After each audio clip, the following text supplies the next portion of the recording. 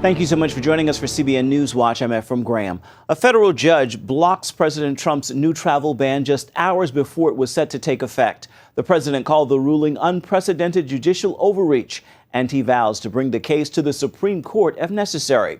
George Thomas has the details. Speaking to supporters at a campaign-style rally in Nashville, President Trump said a judge's decision in Hawaii to halt his newly revised travel ban makes the country look weak and that he's working to protect Americans. We're going to fight this terrible ruling. We're going to take our case as far as it needs to go, including all the way up to the Supreme Court. We're going to win. We're going to keep our citizens safe. Calling it a watered-down version of his original executive order, the president says his decision to temporarily stop people from 6 Muslim-majority terror-prone nations from coming to this country is about national security, not discrimination.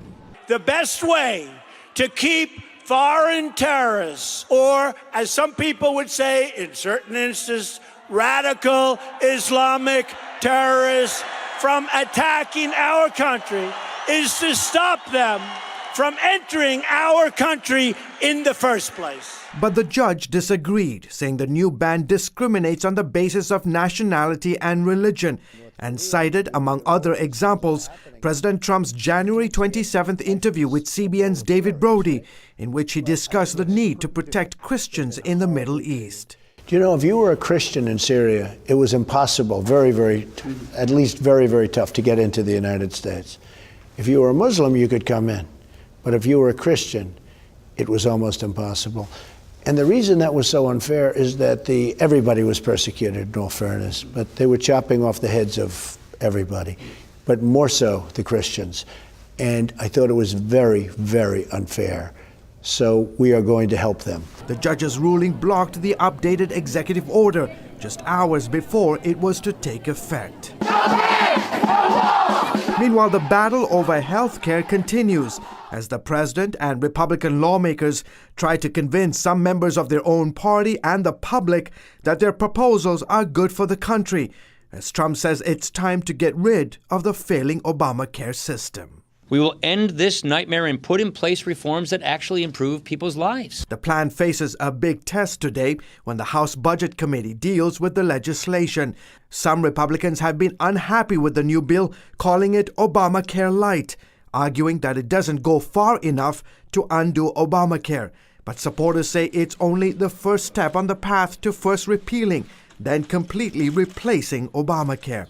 The president says he's open to debate and negotiation to make sure they get the best plan for the American people. And more negotiations are sure to come in the days ahead. George Thomas, CBN News.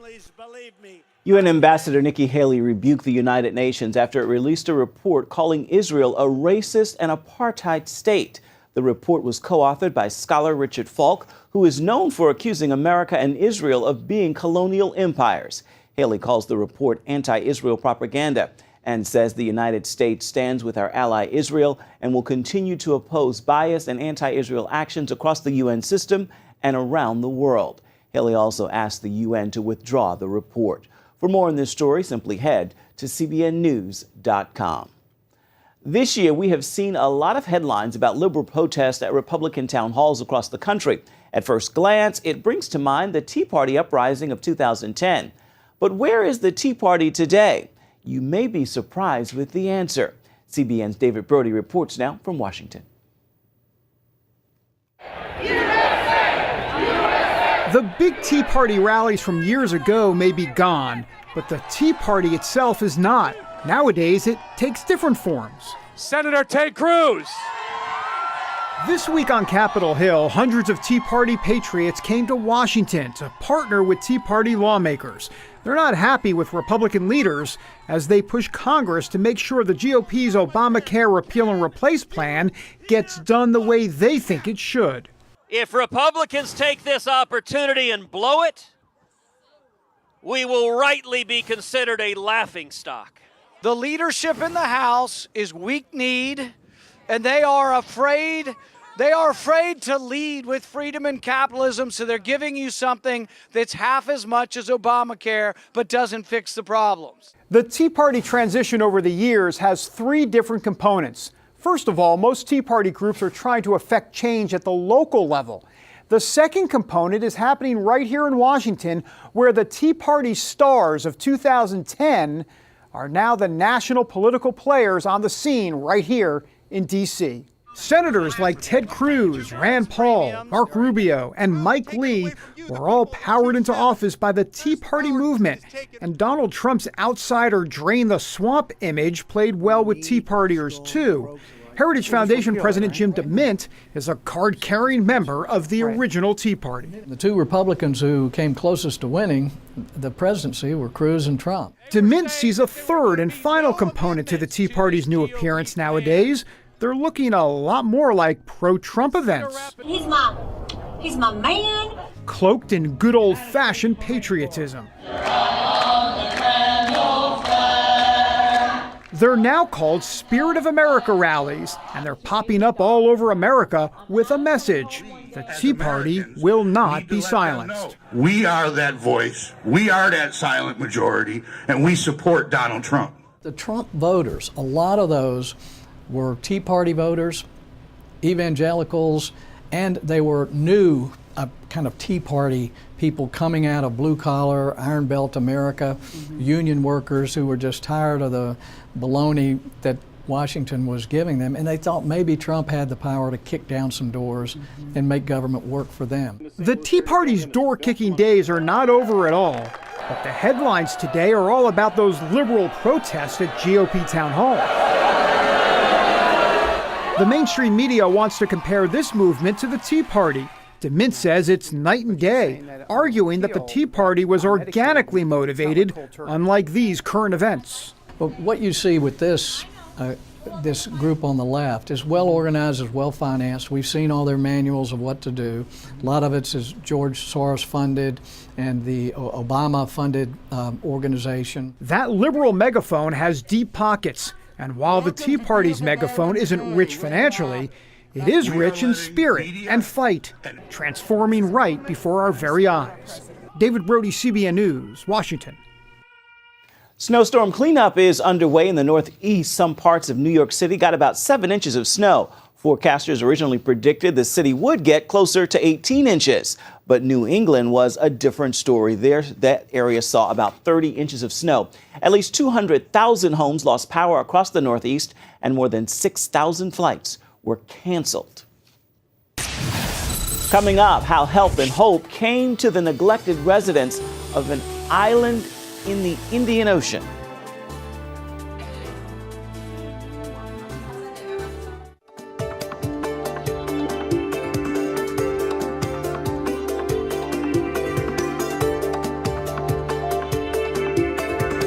Turning now to Iraq, the battle to drive ISIS from western Mosul continues, and now Iraqi and U.S. coalition forces say they have the terror group surrounded. There's no way in or out of Iraq's second largest city. 50,000 people have fled Mosul in the past month. 750,000 remain, and ISIS fighters are using many of them as human shields. Those who have escaped the clutches of the Islamic State say the group withheld food from them like sugar, rice, and cooking oil. So raises the question, will Islamic State terror disappear once ISIS is driven from Iraq and Syria? Recently discovered documents reveal ISIS plans to resume suicide bombings in Iraq. They also pledged to activate jihadist terror cells in the West. Thousands of Bangladeshi Muslims are leaving behind Allah and choosing Jesus. Bangladesh is the fourth largest Muslim nation in the entire world. Close to 20,000 Muslims have converted to Christianity in the last 2 years. Sources on the ground say people are converting so quickly, one day it could become a Christian nation. CBN News recently spoke to Jim Jacobson from Christian Freedom International to talk more about the situation. Bangladesh is on the path to becoming a Christian nation in our lifetime, because you see it growing, house churches where one pastor is pastoring 5 or 6 churches. Pastor Khalik, who used to be a police officer, told me that in the Hill Tribe areas, that over the past 2 years, some 20,000 Muslims have converted to Christianity. And that's just one example, one story, one testimony. And so something is going on, and it's like a wildfire. Jacobson added many Muslim converts face violent persecution and rejection from their families, but say they refuse to give up their new faith. Christian missionaries travel to the far corners of the world to spread the gospel. Many places are simply dots on the map that can be virtually inaccessible. But some places that used to take weeks or months to reach are now just an airplane ride away. That is, if you have a place to land. David Mims shows us how one Indonesian tribe made that happen and the Christian aviation group that came to visit. Missionaries came to the village of Mokadoma in Papua, Indonesia, with a goal. Our goal here is to plant a church that can reach out and reach the rest of the Wano people. But first, they needed to get the Wano missionaries there. And to do that, they needed an airstrip.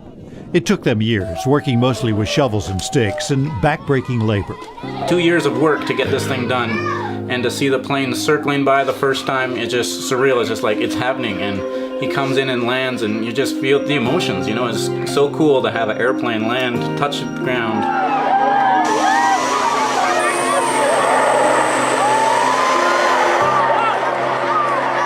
The plane belongs to Mission Aviation Fellowship. MAF serves people living in isolated areas where transportation or communication is difficult. They enable the work of some 1,500 churches, healthcare organizations, relief agencies, and mission groups. They deliver Bible translation teams. We're here to celebrate the finishing of the complete Bible in the Hoopla language. So this is it. This is exciting stuff for us. We've been partnering with the missionaries that have been working to translate this thing for years and years and years. And so it's just great to be able to come and join them in the celebration. They fly mercy missions. This is Mika. He was climbing in some trees yesterday with some other kids, and he fell, and a branch impaled his abdomen. A man that was there finally noticed him and pulled that branch off and ran to our house, and we could feel this piece of wood in there, you know, really like an inch and a half long, really clear, just above where it had gone in. A frantic call for help was placed by shortwave radio to MAF. Lord, we just pray that the infection hasn't set in and that doctor can quickly take care of the issues and he and the family can come back here quickly. We put these things in your hands, in your name. Amen. Mika and his family were flown to a hospital where doctors found that the wood had pierced both small intestine walls. He was rushed to surgery. In less than a week, Mika had recovered enough to be flown home. We're really thankful because if that wood stayed in there any longer, it could cause infection. Even another day or two could have made things much worse. Remember that airstrip we talked about earlier? Well, it's used to fly newly trained Wano missionaries to other parts of the island to share the word. These are my two good friends, Dugiru and Liku, and they're from our home village of Mokandoma, and they've become mature in their faith, and now they're down here in the lowlands in Iratoi, sharing the teaching, the good news to some of their relatives that live down here. Each year, MAF US serves more than 600 nonprofits, local government, and mission organizations all over the world.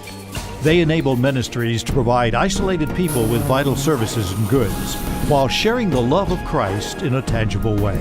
Some call them God's Air Force. I'm David Mims, CBN News. Up next, whether they're liberal or conservatives, the members of the Supreme Court have this one thing in common. You'll see what it is and why it may be hurting the rest of America. The Supreme Court includes men and women, people of different races and religions, but they do have one thing in common. They all graduated from the same two law schools. Caitlin Burke has the story. When it comes to choosing a Supreme Court nominee, the Constitution doesn't include any checklist for qualifications. No guidance on age, birthplace, or education. What should matter is your approach to judging and whether you are going to interpret the law with fidelity and apply it equally to all people. Still, most high court resumes include an unspoken qualification, and that includes nominee Neil Gorsuch. Harvard and Yale graduates dominate the Supreme Court now and have a history of doing so, raising questions about whether having a diploma from one of the nation's top 2 law schools is a prerequisite for the job. These are 2 excellent law schools, and that graduates from those law schools tend to go on and have distinguished careers. John Malcolm oversees the Heritage Foundation's effort to increase understanding of the Constitution and the rule of law. Last year, he wrote about the Supreme Court vacancy and suggested 8 candidates to replace Antonin Scalia. It was a diverse list, including names from a wide range of law schools and career paths. I think that the president should cast a wide net in terms of looking for qualified men and women. 5 of his recommendations ended up on President Trump's shortlist, but in the end, he nominated Gorsuch, a Harvard grad who, if confirmed, continues the Ivy League domination. Some question whether such an elite group of individuals can represent the American people, having little in common with them. Malcolm says yes, primarily because they're meant to reflect the Constitution, not the public. It's not critical to the task of judging if what you're doing is trying to figure out a law's meaning. But author Nicholas Lemon says judges often bring with them more than just a knowledge of the Constitution. The justices are very smart people, and their official job is to interpret the Constitution. So in theory, it's a, technical job. But in practice, people bring life experience to it, ideological inclinations. Lemon also points out that even when disagreeing, current justices often think, write, and reason in similar ways because of their academic cultures. In order to find a different culture, we would need to go back to 1981, when President Ronald Reagan nominated Sandra Day O'Connor, a graduate of Stanford. Since then, it's been all Harvard and Yale. Lemon says this is because the cycle of Ivy League domination is self-perpetuating. It's a kind of enclosed world where everybody has a resume that looks pretty much the same, and they tend to look for people like themselves to, replenish the ranks. In fact, judges pretty much travel a similar path to make it to the high court. Here's a look at how they might go down that road. First, you would get a degree from only Harvard or Yale. Your next stop would be as a law clerk, followed by time in government service, like at a U.S. attorney's office. Follow that up with a stint teaching at a prestigious law school, and finally work as a lower court federal judge. It's best to avoid taking a job at political organizations like the ACLU or as a legal aid lawyer. Ruth Bader Ginsburg worked as a women's rights lawyer for the ACLU before her nomination to the federal bench. In 2011, she said that ACLU connection would probably disqualify her if she were put before the Supreme Court today. And Justice Clarence Thomas pointed out that no member of the Supreme Court comes from the heartland of America. Lemon says judges with impeccable backgrounds and uncontroversial careers are more likely to sail through the Senate. It seems that that's why President Trump picked Neil Gorsuch to be his first Supreme Court nominee. It's not specifically that he went to an Ivy League school, but more that he would have an easy time in the confirmation process. But the Ivy League trend could be coming to an end. Donald Trump could likely appoint at least one more justice during his presidency, and he could choose one of the other finalists from his recent selection process. Judge William Pryor, who got his law degree from Tulane University in Louisiana, or Judge Thomas Hardiman, whose law degree comes from Georgetown University in Washington, D.C. Either of those choices, or possibly even another, could give the Supreme Court a new diversity of experience, bringing in a justice from outside the halls of Harvard or Yale and from a different part of America. Caitlin Burke, CBN News, New York. And stay with us. There's more of CBN NewsWatch straight ahead.